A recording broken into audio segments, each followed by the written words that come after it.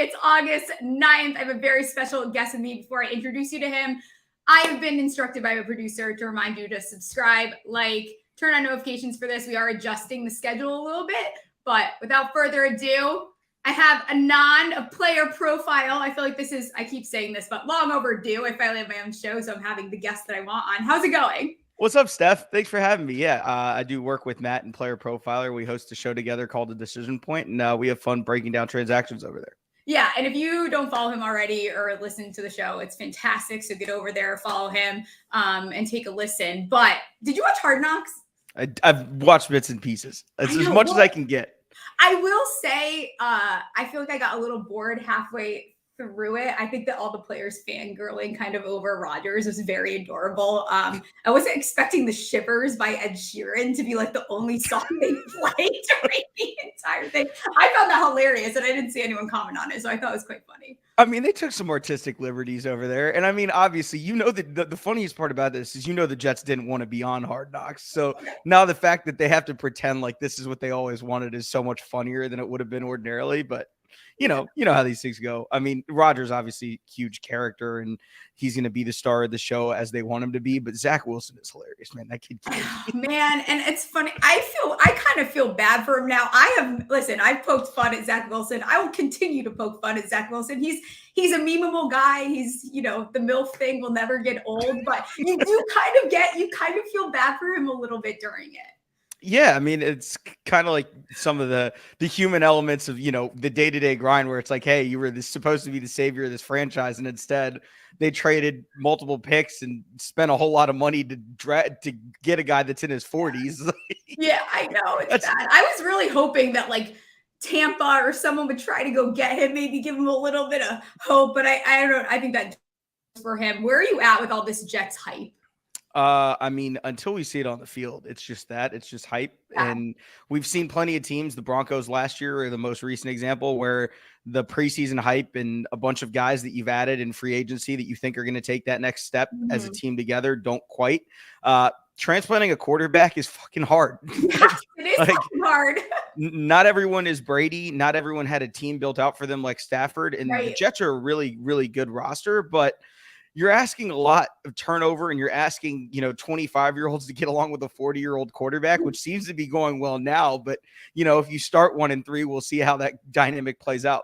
Yeah, absolutely. And I think one piece of, that team that people are kind of downplaying is that O-line is actually a little concerning. I don't know that O-line is as good as everyone is trying to make it out to be. And I think a lot of times that we've seen these transplants and it's gone well, the O-line has been very, very good. So we'll see how that plays out. Packers didn't have a lot of luck with that O-line either last year. I think Rodgers wasn't having a good time, but they're sitting at 17-1 to win the Super Bowl. I'm out on that for right now. Oh, hell no. Does to win the AFC, win the East, where are you at with them? Their win total is 9.5, which for all the hype they're getting, that actually seems kind of low. I think it's just that number bakes it. Any AFC team's number is just baking in how competitive the conference is as a whole. I mean, the East is going to be a bloodbath. I mean, if you think Belichick's Pats are just going to roll over and die, I don't think you've watched them for the last 2 decades.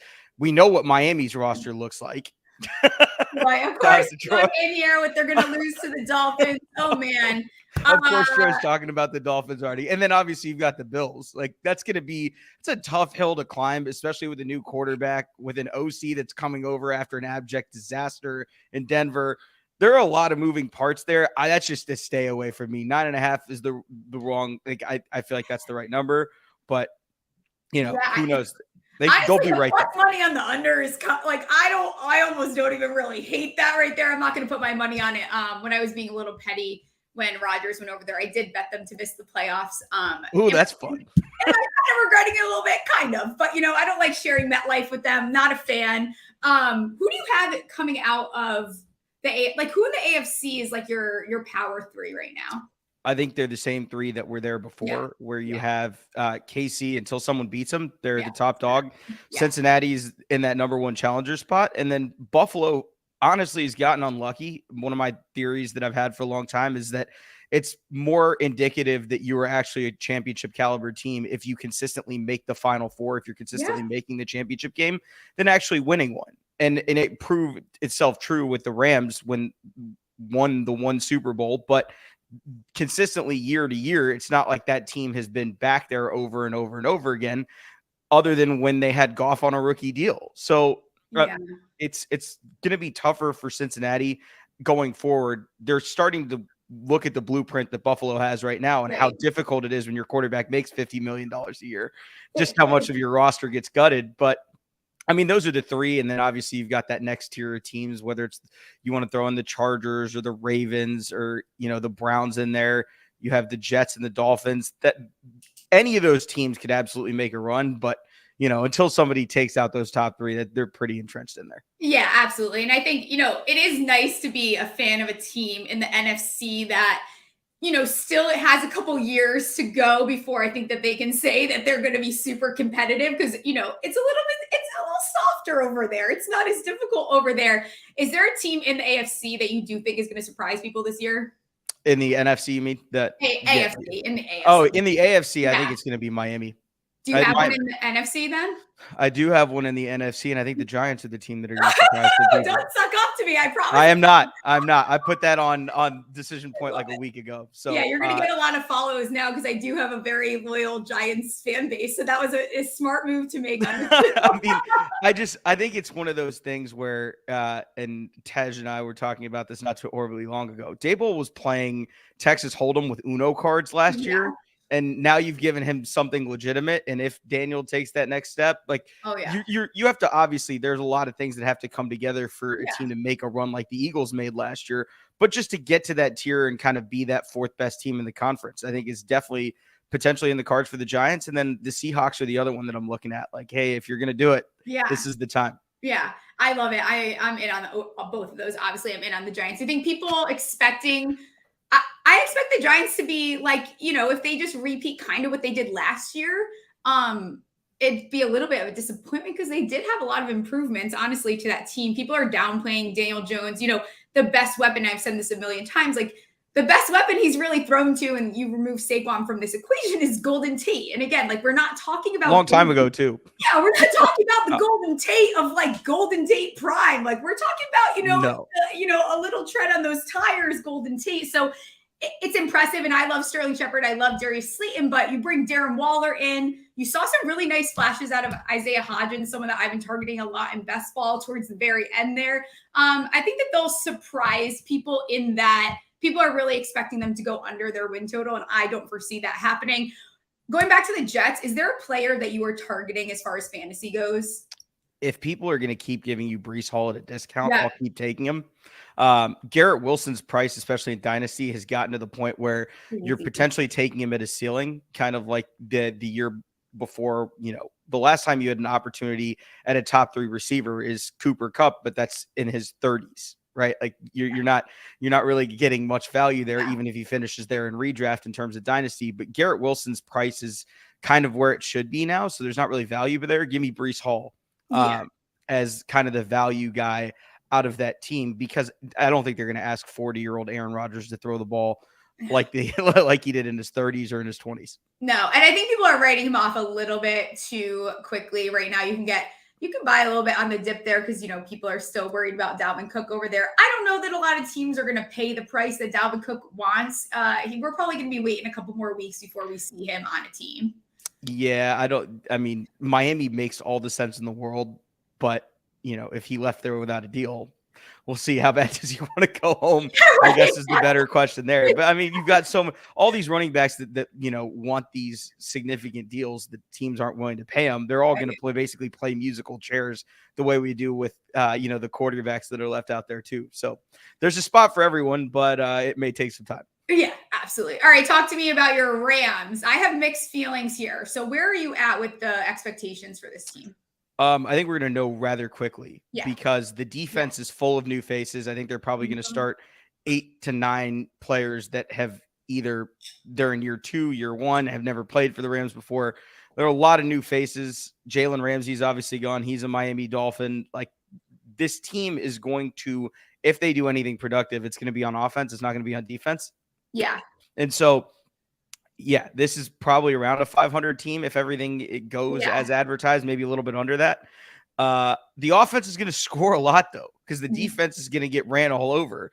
So if you're looking for a value stack later, if you go, a Stafford and a Tyler Higbee, who I don't think anybody's really talking about as a guy that as a guy that can kind of do the things. We know what Cooper does.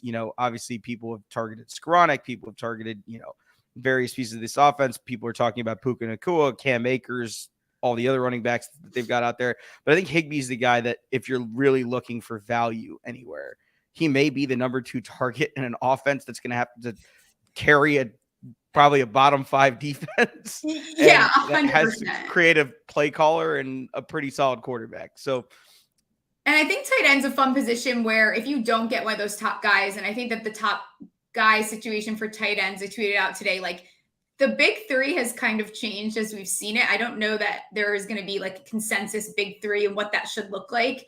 So you brought up Cam Akers. I haven't drafted him and I'm so stressed about it. So I need you to make me feel less stressed or tell me to stop. The range of outcomes is super wide. No.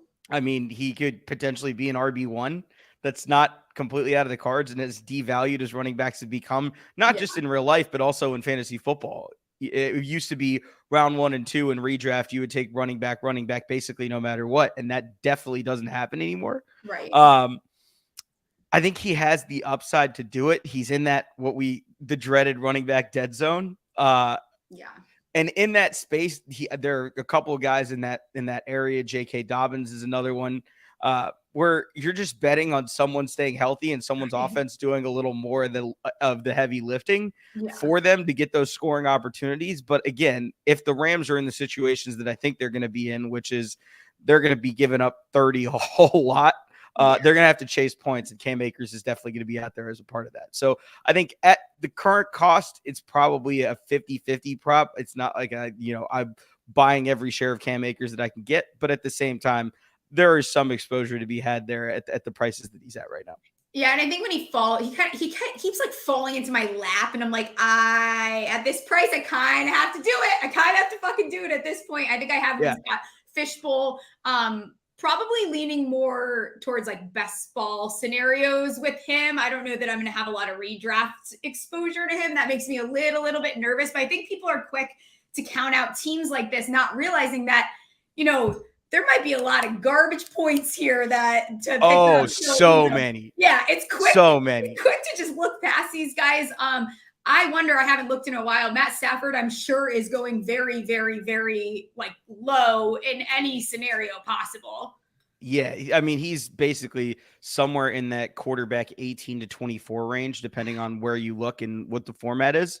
And obviously with supplying it with a defense that's that bad, the major concern you have about drafting Stafford there is really just health and the O-line that they're putting him behind, which is going to be better than last year's, but not by much. That's the major concern with Stafford. So in a scenario like best ball, where you just need him to carry you through some early weeks, maybe you have a Brock Purdy, maybe you have maybe you fish too early for Trey Lance and now you're desperately searching for something. He's going to give you weeks, really playable weeks early on in the season. The question is, can he make it to week 18? I hope so for his sake. He's been the consummate professional for us, obviously, as a fan of his. Watched him get beat up in Detroit. I'm so happy we got him that ring. But it's easy. It's super easy to write him off because it's like, oh, the Rams are going to suck this year. They're not the Cardinals. There is talent here. Yeah. It's still the Rams, and and I still think Sean McVay, like there's something to be said about him as a coach. Did I ever tell you about when did I ever send you the picture of Matt Stafford when I saw him at the bar in LA? No. What? I was so drunk in LA. I was out there for the draft, and I'm at a bar, and I turn around and I just see like a massive human. And again, it's not saying a lot because I'm a smaller person, but I'm talking a massive human. Yeah. I'm like looking, you get a little hazy, a couple shots, and I'm like, is that fucking Matt Stafford? Yep. There is. It was Matt. Just casually out at the bar in LA. Hilarious. I think that I actually want to pull up this question so that I don't forget. Sorry, Darius, I'll ask in a second. Is Kupp still a top 7 pick in PPR? Asking for a friend who is also me. Yes. And I think the guy that has the most chance to produce a Kupp-like season, if it's Yeah. not Cooper, is Amon-Ra St. Brown. Both of them are just volume monsters, and they're schemed to open targets more than just about anybody else. You know that Justin and Jamar are going to get huge target volumes, but some of those are going to be down the field, especially in PPR formats. Kevin, they have nobody else. It's Cooper, it's Tyler Higbee, or it's Puka Nacua. That's what we're looking at right now. Van Jefferson's still there, but I don't know who's sitting here worried about Van Jefferson's target share relative to Cooper Kupp's. So, I do still think he's a top 7 pick in PPR, but going forward, this may be just age and health-wise. This may be the last time that he's really worth that going forward, maybe next year and potentially 25, but that's about it. You've got about 2-3 years left at him. Yeah, and it's sad. He's going to be a guy too. If you do go and draft him, like you might have to have a little bit of patience because it might not be where you get him every single week. But when you get him, it's going to be beautiful. Like it's going to be fucking awesome. But it doesn't mean that you're going to get, the full season worth of him. We hope so. I would love to watch him that the entire season long. Where are you out there? Win total 6.5. That's probably the right number. Yeah, I don't feel strongly about going over or under. I think if you guaranteed me that Matthew stays healthy all year, that Cooper stays healthy most of the year, and that a lot of the pieces that have been the core of this Rams run for the past few years, if you could guarantee me that they would stay healthy, then I would say probably go over that. But just given the way that this sport works and we know how it works, they don't have the depth to really challenge teams in their division other than Arizona, which the Cardinals are the Cardinals. Right. 100%. And I think too, I kind of like attacking it is if you do think they're going over this, I actually kind of think there's more value in taking them to enter as a wild card at plus 500. Like there's probably a little bit more value on that because in my mind, if they do go over that 6.5, they're probably sneaking into that wild card situation. So I think that you probably get a little more value. I'm staying away from the 6.5. Don't totally love it. That's just Vegas knows what's up. That's one of those situations where you look at it at first glance, you're like, oh, they'll go over that, not as accounting for the injury involved. And that's the right number. And that's why I would not touch that at all. Very smart. Stay away from it. All right, let's talk some underrated sleepers for fantasy this year. Who do you got for me? So at quarterback, it's obviously Brock Purdy. Nobody everybody wants to admit it yet. Brock Purdy is starting for the San Francisco 49ers. And the denial that we're speaking is denial. Denial isn't just a river in Egypt, love. Anyway,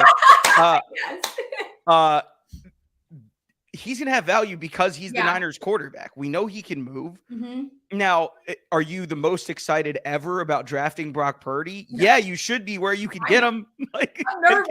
I'm still a little nervous. What is there to worry about? You're replacing Jimmy Garoppolo, who was basically a point and shoot quarterback, which is fine. Yeah.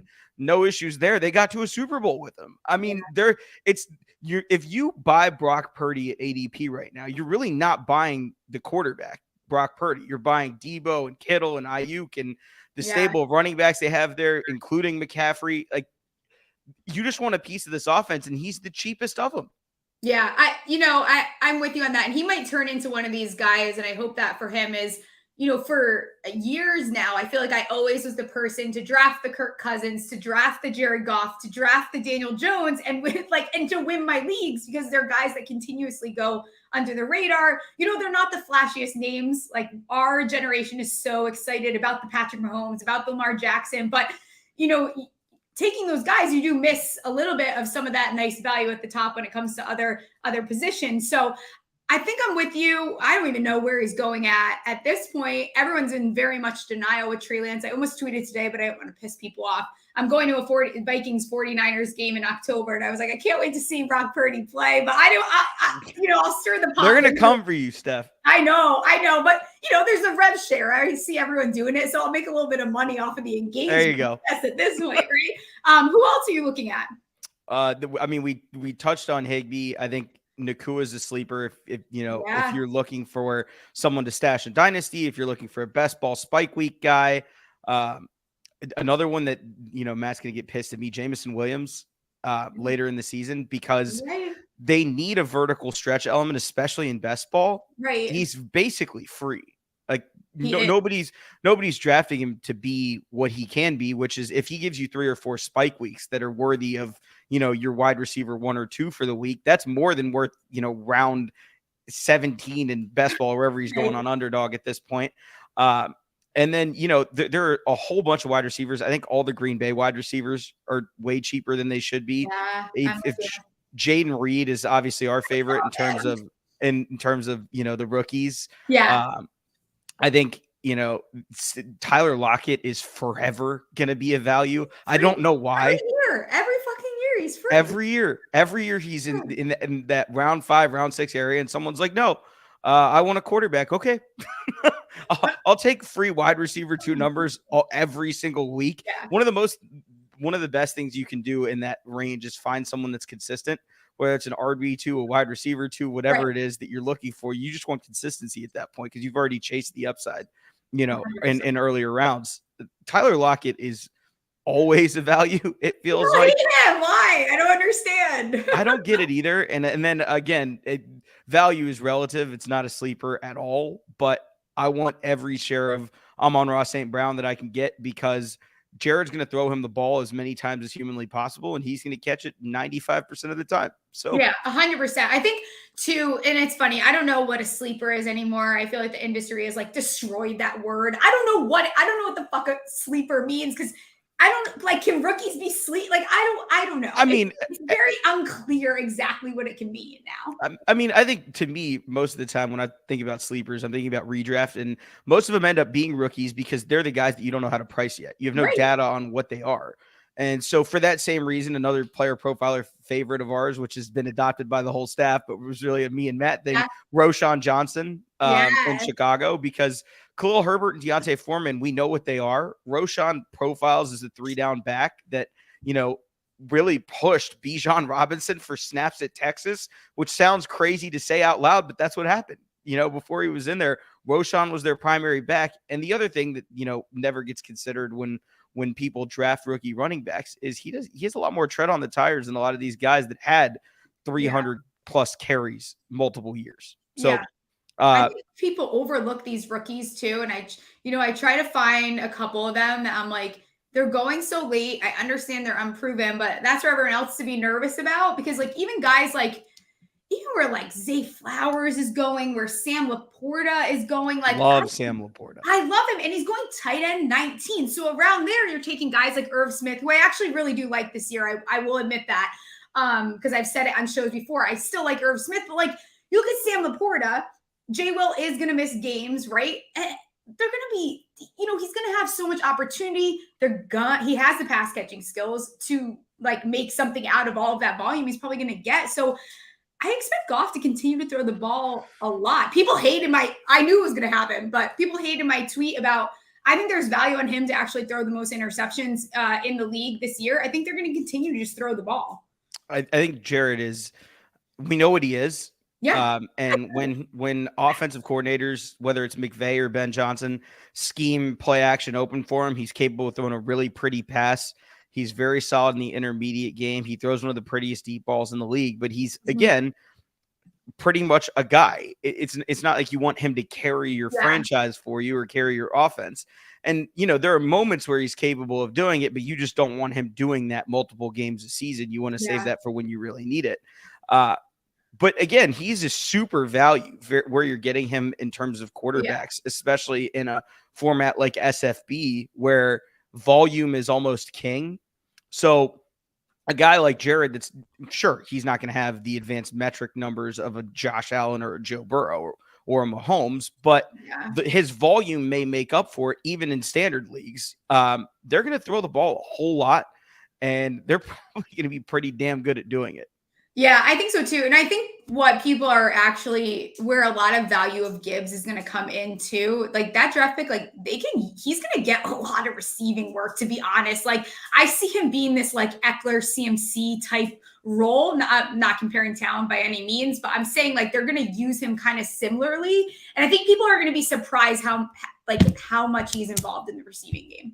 I think that one of the things that's kind of gone under the radar, David Montgomery is another one that's a really good value, just replacing Jamal Williams as what amounts to a goal line hammer, but he can handle 3-down work if needed. We've seen him do it before.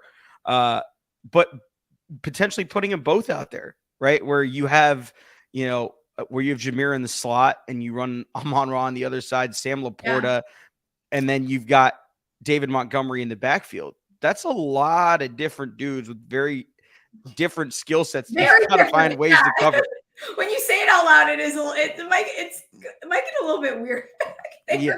The Lions are just a weird franchise, man, but they make it work, and it's good. Those people deserve it. The people of Detroit deserve a winning franchise. They've waited so goddamn long for that.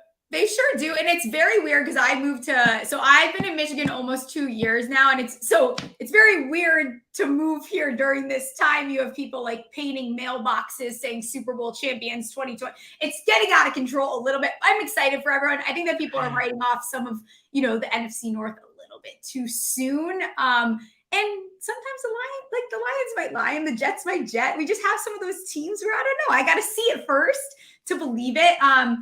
Lions really got, I think they hit what their ceiling ultimately was last season. So we'll see where it goes from here. Yeah, I mean, a lot of the improvement that needed to be done was defensively because the offense was awesome last year. By basically every metric you can find, the Lions were awesome. And that's the thing. You don't want to be a bad team that's not fun. You don't want to be what last year's Texans were or what this year's Cardinals are, in the sense that you want somebody that's going to create a little bit of electricity, a little bit of juice. So if Kyler gets back out there for Arizona, I think it's going to go a long way in terms of making that team watchable. But the Lions have the opportunity, man. Yeah. It's there. The NFC is a little bit weaker than it has been historically, and the top tier teams don't have the depth that you think they do in terms of, the Eagles and the Niners. If, a couple of things break their way, the Lions can absolutely make a run. Listen, I'll tell you, I might turn into the Texans fucking hype woman at some point because listen, they're a little bit sneaky. I'm not saying I'm betting on them, but I'm telling you, they spent enough money to show me that they kind of want to win some games right now. They're not just looking at the future. They're here to win a little bit. Before I let you get out of here, what's a future bet that you love? One of my favorites that we handed out was I think it was Roschon Johnson, and I think the book is DraftKings. Roschon love, huh? 50-1 to win Offensive Rookie of the Year. It's pretty 50. Good. I mean, how many? Historically, it's been a running back wide receiver award. We think it could go to Bryce or CJ, but I don't think they're going to put up the numbers to do it because they just don't have the talent around them to really push that number as high as it should go. Right. But how many running backs have a shot at that? Bijan's 2.5 to 1. He's 20 times that, and played in the same backfield and took snaps from him in Texas. That's my favorite. That's one of my favorite futures bets of the year. I'll obviously have others as we kind of scout these lines of all these sports books that are popping up all over the place. But that's probably my favorite one that we found so far. Nice. I'd actually love to see what he is to lead the NFC North in rushing yards. That might be a fun bet. I'll have to peek on that. I wonder what it is. I bet it's 60-1 or something. But thank you so much for coming on. Let everyone know that they can find you. I'll have to get you back on at some point. We'll check back in on the Rams and see. Oh man, it's at Nanduri NFL on Twitter, and that's basically where I do all my stuff. Decision Point with Matt. You can catch me on Player Profiler, Roto Underworld shows from time to time. But thank you so much for having me, Steph. It was great talking to you. Yeah. I can't wait to see you in Canton in a couple days. We'll take shots in person and then of course. All right, chop it up. Bye. Take care. See ya. All right, next up here, I feel like I have to introduce you this way. I don't know why. I even wrote in my notes, Michael fucking Turner. I feel like you have a fucking Michael fucking Turner, comedian and Cincinnati sports fan. I did steal that from your bio. How is it going? It's going good. How are you? I'm good. You went to ASU. I did. Yeah. I have a drinking problem is what you're saying. Yes. Okay. Do you know where I went to school before you signed up to come on this show? Did you go to UofA? I am Arizona Wildcat. How do I get out of this? How do I leave? I didn't know. Thank God you know Ryan, huh? Yeah, I know. Well, no, it's so funny though. We try to act like we are rivals, obviously, but it's the same. we've it's all just the same. partied under the. Yeah, we have It's the drinking same problems. thing. There's a lot of attractive people that are dumb. Yeah. It's very similar in the sense that everyone is an alcoholic. Usually that continues on into adulthood. I wonder if the STD rates are pretty similar. Like I wouldn't be like super shocked if they're almost nearly the same. Very similar school. Yeah, you know what? Honestly, 36. I got checked recently. Somehow I got unscathed, and I would be honest. I would tell you straight up if I had some issues. I know, and I always, I had friends, obviously, like chlamydia was this is such a turn for my community right now that's watching, but chlamydia was like very prevalent. Like it went through my sorority house like crazy, but I feel like I deserved, like, they should have repaid my dad because I never got an STD. And I feel like that's like you get an award for that almost. We didn't really get the full experience, did we? We deserved better, honestly. What was your favorite thing about ASU? I loved, honestly, like in hindsight, I'm in my mid-30s now. So like it's like the classic college thing. I love the friends that I made. I have like the best friends from those years, but like in the moment, I love being social and like doing stuff. And there was always an opportunity to do something and be with the people and stuff like that. So I loved that. I didn't care that the Sun Devils sucked like most of my years. Like one year we were 10-3. That was pretty cool. That's pretty cool. That was a good year. Shout out to Rudy Carpenter. Yeah, and Vontez perfect. You know what I'm saying? Yeah. But like those were fun things. Like, but the memories, you were always able to, like, if you wanted to go get after it and like have a really crazy college experience, you could do that. You could have also, if you wanted to, be a nerd and have a good education, but like it was all an option. It was nice. So I loved all that. I'm a boozy boy, so I like doing that.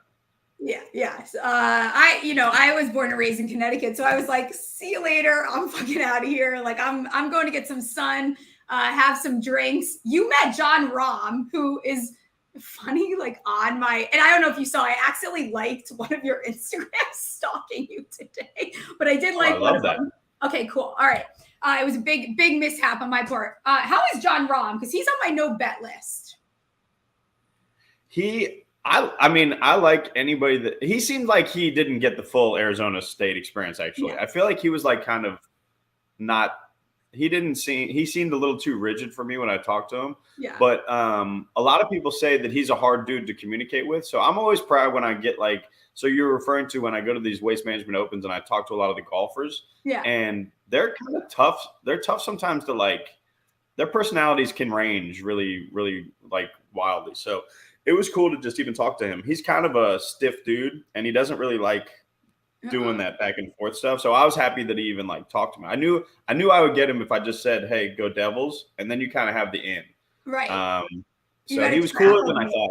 Yeah, you have to figure out how you're going to be able to get them to open up a little bit. Any other good Waste Management Open stories that you have? And what was it called though? When I went in college, it was like FBR, right? Yeah. It was called the FBR Open, and then it was like the Phoenix Open, the FBR Open, and then Waste Management was also great branding. I mean, you're just getting wasted anyway. Yeah, it's perfect.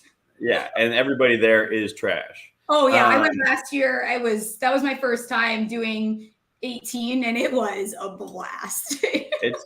It's very fun. If you've never gone, it is something to do. And then like when it coincides with the Super Bowl weekend in Phoenix, it's madness. But so I'm such a huge sports fan. I'm like I've always just been, Sports Center when I was a kid and like all that shit, just obsessed with everybody. So like getting to like I talked to Alex Rodriguez and Aaron Rodgers in different, like two A-Rods, the A-Rods.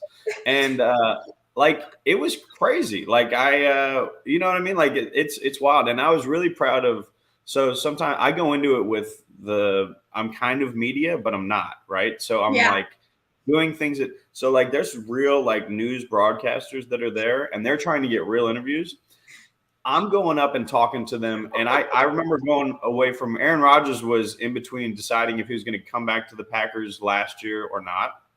And so I went up to him and I talked to him and I walked away and I walked back to the news reporters. And we were all, me and my buddy that shot it were like, yeah, we just talked to Aaron Rodgers. They were like, you talked to Aaron Rodgers? Nobody's talked to Aaron Rodgers all day. And so that was pretty dope. Like I got cool.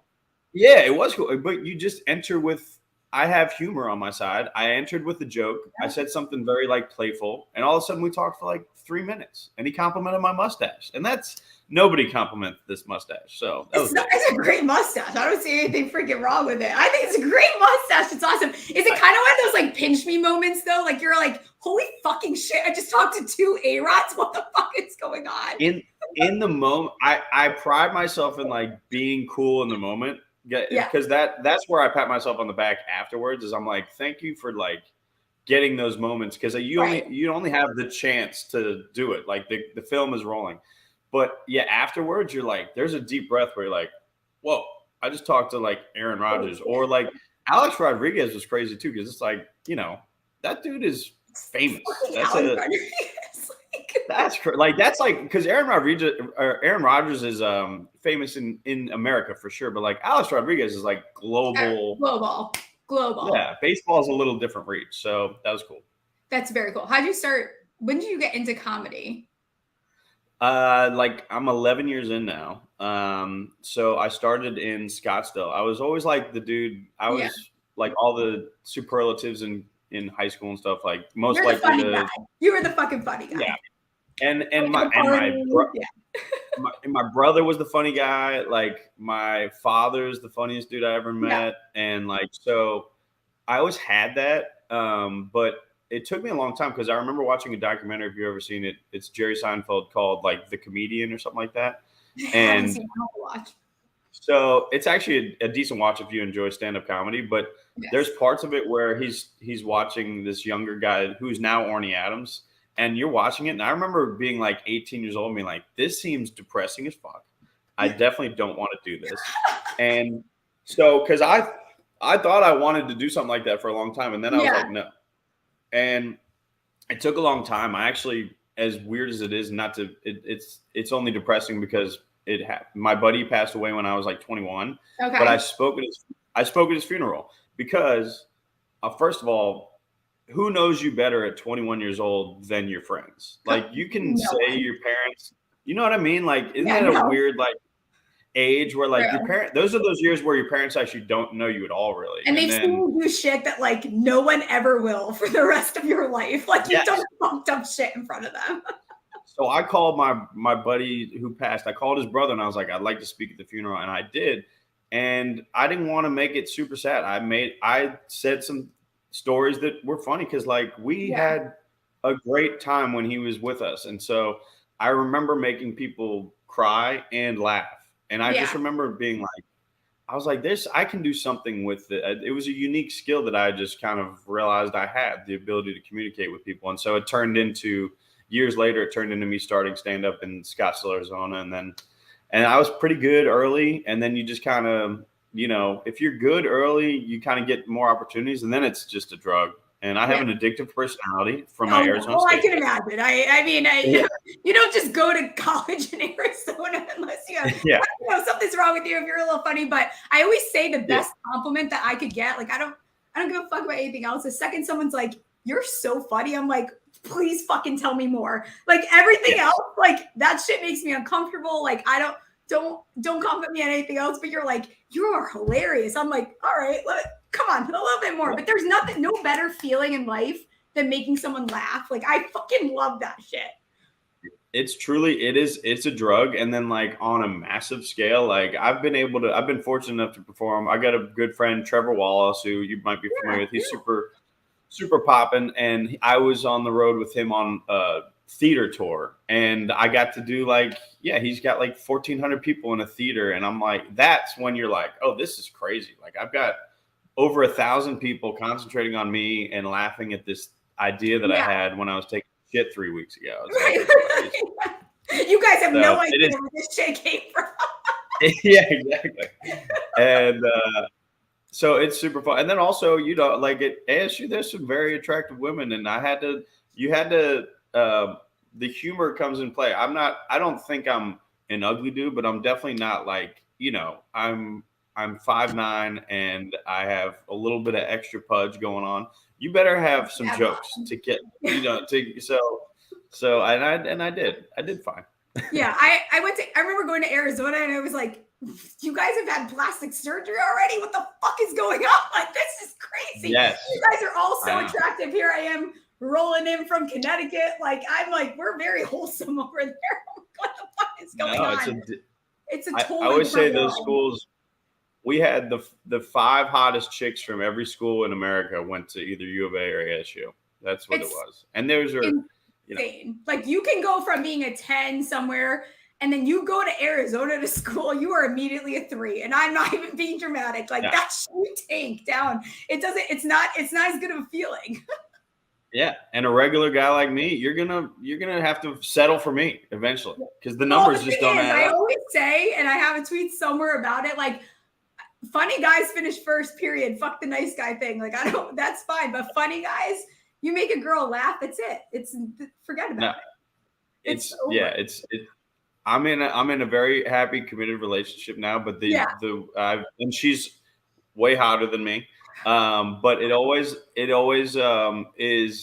has helped me, like, as I've aged more, because we're more vain in our early 20s too. Like 100%. My humor, I was the funny guy, but like I wouldn't get like all the chicks, but I definitely like got attention. But like, I don't know, I was just kind of the funny dumb dude in the corner that got way too drunk and couldn't communicate after 2 a.m. because my lips weren't moving because the Jägermeister.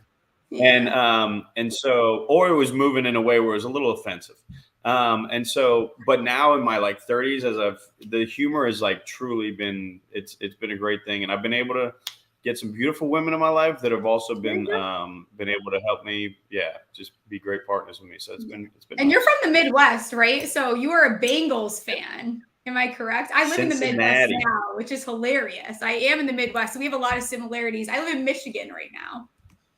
Oh, okay. Yeah, nice. I'm not one of those. I don't give a shit about Ohio State. I actually hate Ohio State because Cincinnati, we're just Cincinnati.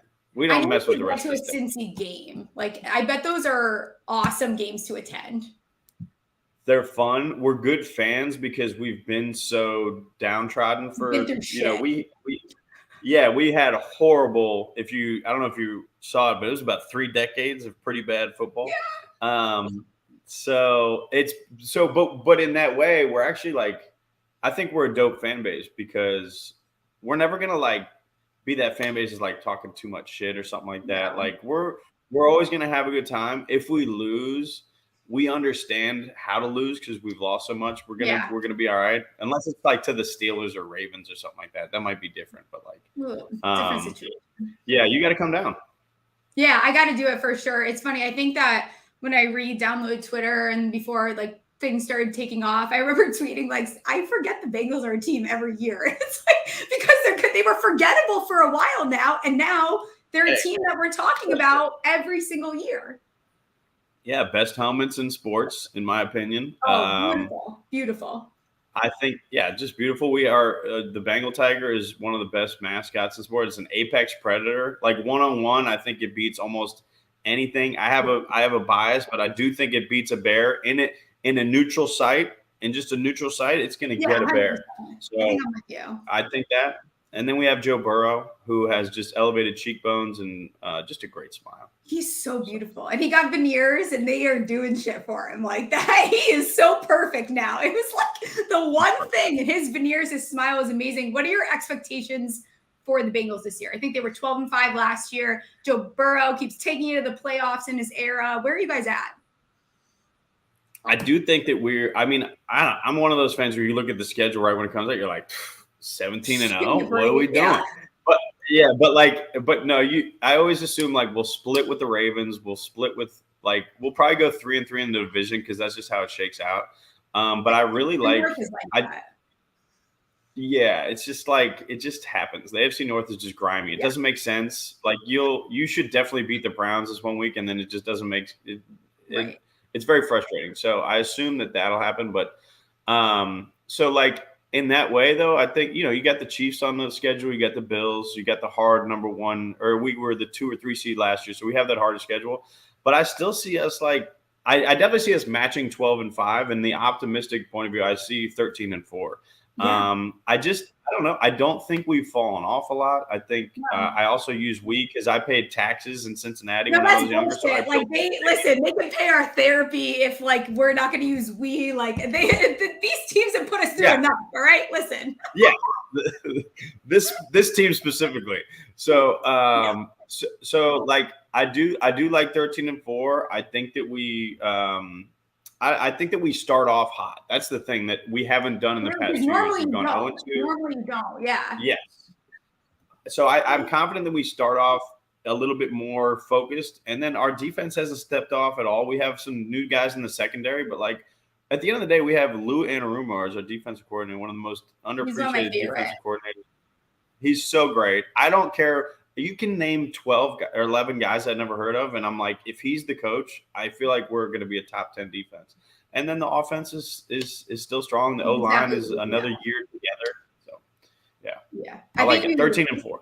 You convinced me to take. So now I can blame you. I'll take their over 11.5 or at plus 125. I can thank you for it later. I will, send you the tab here a little bit. More successful, actually much more successful than me. So I'll blame you for it and I'll send you the bill. But what's the least favorite team? They have what? Well, I was going to say they have something working for them this year too. I'm going to be doing a stand-up comedy show in every city they do a road game in this year. So they're going to have one. So which one do I go to? Oh, on the road. Go to. I mean, Phoenix will be fun. Phoenix will be fun because I went to Arizona State, so it'll be a fun show. I'll have to do it'll that. Definitely be packed.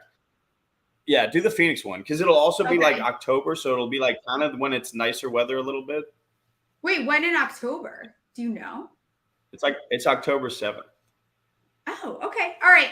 Maybe I'll make that work. I have to listen to this. So I have my one friend from Arizona, again, stories no one gives a fuck about, but she decided that she eloped already with, our friend from sophomore year. We were roommates and she got pregnant. Instead of having a wedding, I get to throw her a fucking baby shower. I'm like, this is bullshit. I'm like, I want to go on a bachelorette party. I want to go balls to the walls. I wanted to do Cabo and I got to throw you a fucking bridal shower. So I think it's around that time. Maybe I'll make it work.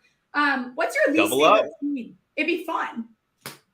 My least favorite team in the AFC North is by far. This is actually interesting because this last year it might have shifted because I hate the Steelers, but what is going on with the Baltimore Ravens and Cincinnati Bengals rivalry right now is like they talk a lot, and I know that Joe Burrow does not like the Ravens, and if he doesn't like the Ravens, that's my guy. You know what I mean? But the Steelers are the thing that if I see the logo, like it just starts like kind of really getting me angry. And then I start thinking about the 2015 game when Vontaze Burfict hit Antonio Brown, and then all of a sudden Joey Porter gets on the field, but somehow they can have a coach on the field that doesn't get flagged, but Pac-Man's getting flagged for doing something because he's reacting to a coach. And they're penalizing us 30 yards, and then they're in field goal range, and it's bullshit. It's fucking bullshit. Listen, that's how I get when I think about the Cowboys. Like, I feel that. Like, that shit makes me so angry. Yeah. The Cowboys they're so easy to hate too, but all right, it's the same as like the Steelers though. You see that logo like a lot, don't you? Just on like you're driving around in Michigan and you're like, who the fuck are you with the Cowboys? Why are you fans of this fucking team? Like literally, they haven't won. Like one of my favorite bets that I keep giving out is for the Cowboys to lose in the divisional round at plus 380 because they literally haven't made it past the divisional round since 1993. I was born in 1993 and I turned fucking 30 next week. They're just a team that makes you sick a little bit. No, I remember them winning because I'm like 36. So I was like, that was like my first memories of football was them being great. That was a long time ago. Yeah. It's been Jurassic Park was not even a movie, I don't think, at that point. You know what I mean? Like, I don't think DiCaprio was really even a star yet. I don't think Titanic had come out yet. You know what I mean? We didn't even have Leo at full Leo. So, and all they do is talk. They just talk nonstop. Where are you at with the Browns before I start letting you get out of here? I just disrespect them as a whole. I think the whole league Cleveland does. is a trash city. But it also that's another funny thing. We opened this conversation talking about UofA ASU. Like, it's funny to hate on Cleveland, and then I do go to Cleveland. I'm like, oh, you are the same people as me. I'm sorry I said all those things. I understand everything you're going through. But like, it's just a fun, like, back and forth. The Browns, whoever is the worst team, they always win. It's like one of those rivalries that just don't make sense, that the bad team wins. So they're more frustrating than anything.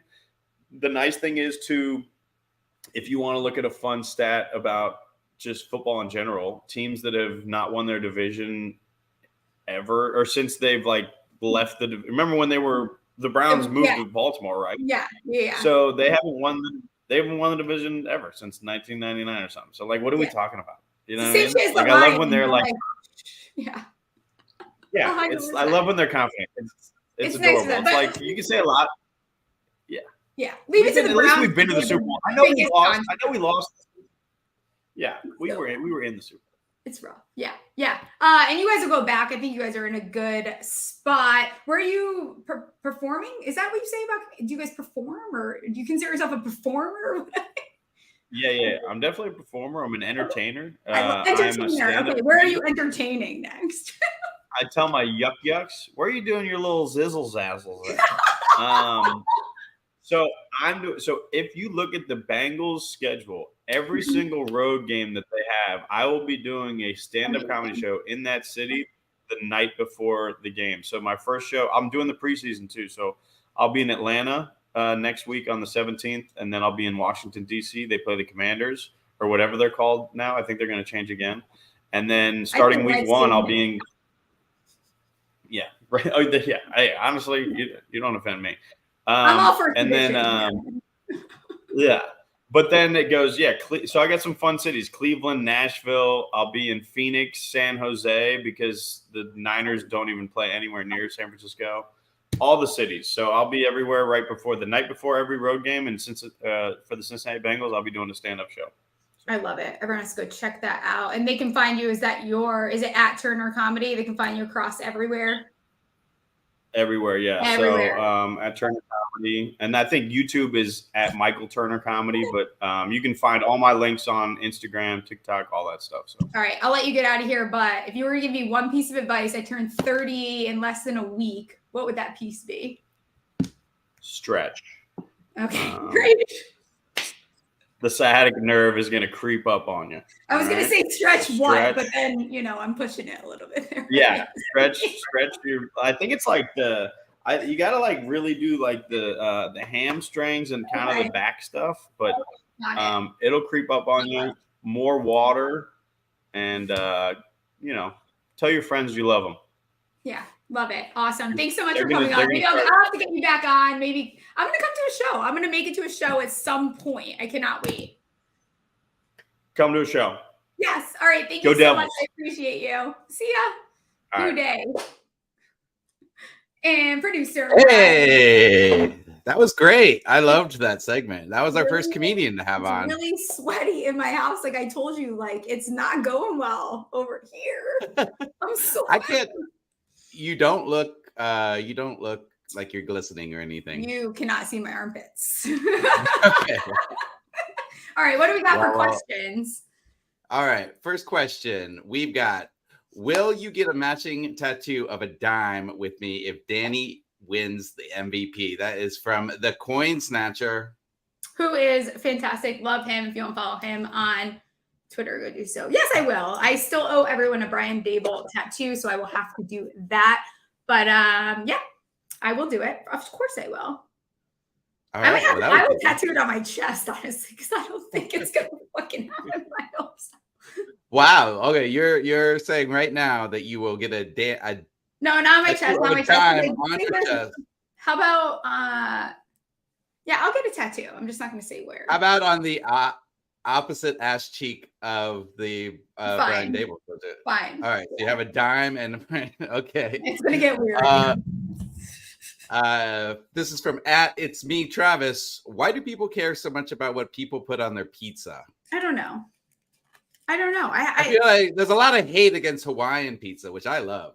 But I don't believe that any of the people that hate on Hawaiian pizza, if they were like 10 shots deep, that they are not eating a slice of Hawaiian pizza. Like, I don't believe you. You're a liar. Totally agree with that. Next question. Which New York Giants receiver doesn't make the roster? That is from @DomChinto11. Chinto is hilarious. It's Cinderino, I think. Beasley or Crowder. Like, I understand, but there's such thing as having a vet presence, and like, they're not going to not put Shep on the team. I'd be really, really surprised. Like, you watch him, even when he was injured, it would surprise me to not put Shep on there. So I think one of those guys. Absolutely. All right. Final question. Why are we overreacting about Bijan's spot on the preseason depth chart? That's from @JasonB0713. 713. It actually sounds like a troll account. I will tell you that, Jason, but it's not. But it's interesting because I found a tweet from last year that was like, you guys need to stop pooping your pants every year that the depth charts come out. But it's true. Like, they're giving interns this job to like post whatever. They put the vets first. It's very routine. While I think that Algier is still going to be involved in this offense, it's obviously, they didn't draft Bijan where they did to not give him the ball. So you feel comfortable drafting Bijan in the first round of your fantasy drafts? Yeah. Towards absolutely the back end. I'm not taking him as high as towards the back end. Yeah, what's the highest you're taking him? Probably with the board falling. I don't draft anywhere. I feel like it's in my DNA to draft in the 11th or 12th spot. So you're not getting him there, probably. Yeah, I'm not getting him there. So I mean, let's see how the board would fall. I've been getting him around 6 or 7. You could make an argument for me taking him around 9, but I tend to play it safe in the first round. All right. Well, all right. Well, so first off, I want to say shout out to St. Luke for doing our new logo, which you can see just below Stephie right there. We're loving this. How excited are we about this logo? We love it. So does Biggie. And then you got to show people the Biggie Smalls Buddha I got you there. I know. Look at this. He's perfect. I feel like if you're going to rub his belly before making your bets, you're going to win every time. It's going to bring you a lot of. We're going to win a lot of bets this year because of it. Yeah, we're going all in on the black and white Biggie Smalls. As you can see, look at this. I have something behind me now. I'm so proud of you. Black and white. And I buy a new jersey before every NBA season. And for the very first time, and I ordered it before I knew we were going with the black and white. For the very first time, I ordered not a Suns jersey. I'm a huge Suns fan. I got a Brooklyn Nets jersey for Mikal Bridges. Oh, Mikal Bridges, Brooklyn Nets. I'm such a huge Mikal fan after him being on the Suns, and I just loved how he blossomed in Brooklyn. Yeah. So I feel like this is like a great symbiosis that this is happening. It is. With the Brooklyn colors here. They're my two teams anyway, so it's fantastic that is ending up happening. I actually just saw a Brooklyn Nets shirt. Again, stuff no one cares about. Found a Brooklyn Nets shirt on sale today that I ordered. I'm excited to have it. Kind of hate them, kind of love them, but I appreciate everyone watching. Be sure to subscribe, like, turn notifications on because we are switching up the stream schedule, especially with both of us going out to Circa. It's gonna be first sign-up weekend. I was gonna say, please promote to your fans. They can see you the next couple of weekends if they go to these events. Yeah, so I'll be at the Fantasy Football Expo. If you're there, please come find me. I should have stickers and a couple of things that I'm gonna try to take with me down there, and then we will be there. We're gonna be on Radio Row. I'm gonna be doing a live draft with Full-Time Fantasy for women in fantasy. It's gonna be a blast. And I appreciate. Yeah, we'll be at the big Circa event in Vegas. They're doing their Ultimate Weekend contest, so we'll be there the 23rd through the 26th. So if you're out in Vegas, if you're at Circa signing up for the contest, the big contest, find us. We're going to have a table on Radio Row. We'll have branding and everything. We're going to look like a professional operation. Yes, it is. And we'll get out of here. I appreciate you guys. All right. Thank you. Bye. Oh, and I'm fucking it up. One way or the other. Stephie Smalls is the killer.